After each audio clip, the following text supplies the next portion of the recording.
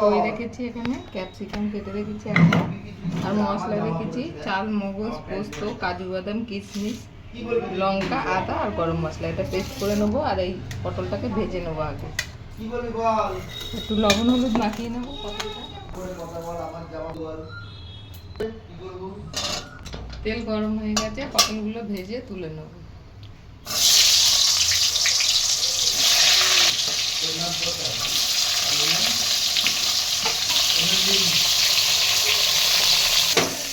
পটলগুলো ভাজা হয়ে গেছে,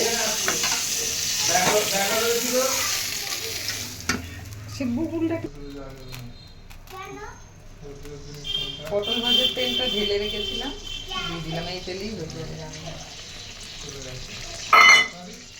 একটু শুকনো লঙ্কা দিলাম, আর একটু কালো জিরে দিলাম, ফোড়ন দিলাম।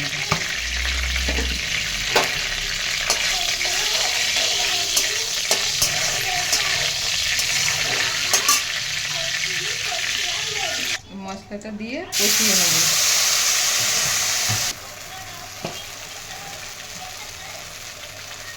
হলুদ দিলাম, একটু গুড় দিলাম।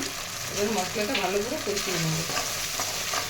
মশলাটা হয়ে গেছে, এবার ক্যাপসিকামটা দিয়ে দিলাম, একটু দিয়ে দিলাম।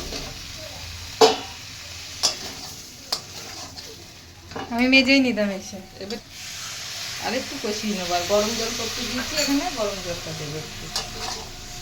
কষানো হয়ে গেছে, এবার 4টে কাঁচা লঙ্কা দিয়ে দিলাম, গরম জল করে রেখেছিলাম দিয়ে দিলাম।